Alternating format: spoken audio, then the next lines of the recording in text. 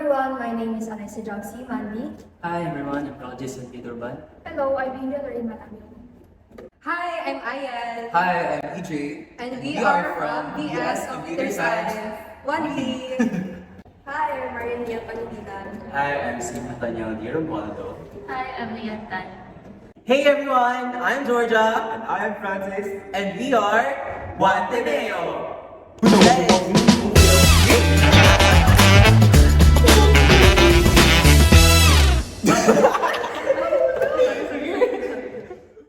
So the question is, do you think that awareness about substance misuse abuse is enough for people to avoid substance misuse or abuse? Simply being aware of substance misuse or abuse is not enough to prevent it. Some individuals, despite being aware of the risks and consequences, may persist in their habits or as a means of making money and remain indifferent to the potential harm caused by substance misuse and abuse. Nevertheless, this reality shouldn't deter our ongoing efforts to educate and empower communities of the dangers of misusing and abusing substances. It doesn't erase the fact that there will still be individuals that will be educated about this and will decide to not misuse or abuse substances to prevent its negative effects on their body or their well-being.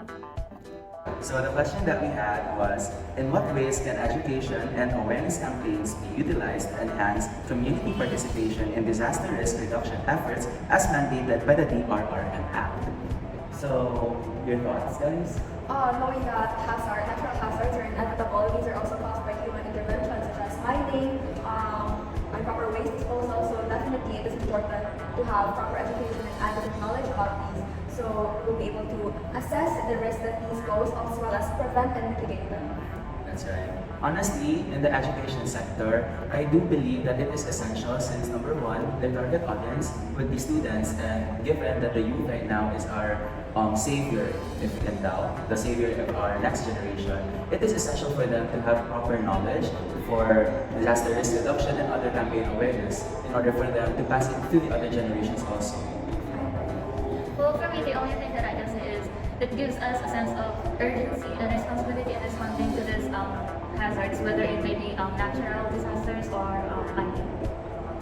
So our question is, as a leader, how do you embody the elements of volunteerism? Now, there are three elements of volunteerism. Number one is time, and then skill, and then commitment. And I think these three elements are important as a leader. First time. I think important na a leader should have time management skills, no? Yes. Kasi when you learn how to manage your time, you can do more tasks, be more productive, and Like yung time na leader ka. yeah, I had to manage my time and yes, assign Para tasks to ma-allocate people. yung task evenly. What I observed rin sa ibang leaders, and of course, especially sa'yo, kita ko yun na if ever maging leader ka, you have to know what you're doing. Para syempre, we don't want a leader na who doesn't know how to deal with their group mates or how to do their tasks. Syempre, that will lead to the group to fail or the task to Fall apart. yeah. I think for commitment, it helps us to practice on how to be consistent with participating in different volunteer works para makahelp sa different communities with different programs. As a Filipino citizen, why is NSTP important? So as a Filipino citizen, NSTP is important, or the National Service Training Program is important because it sparks the nationalism within us. It sparks our values as Filipinos, maka-Diyos, makatao, makalikasan, at makabansa. It teaches the values of being a Filipino and how you serve your country.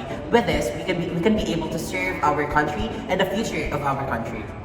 As for me, I think that NSTP is significant because it enables us to become a catalyst of change for our country. It enables us to become a better citizens for our country, such as helping the vulnerable sectors and also knowing the status quo, knowing the current problems, and tayo din ang isa sa mga solutions when it comes to this. So, I believe, Georgia, I agree with your answer when you said that, the importance of NSTP sa youth natin, and yes.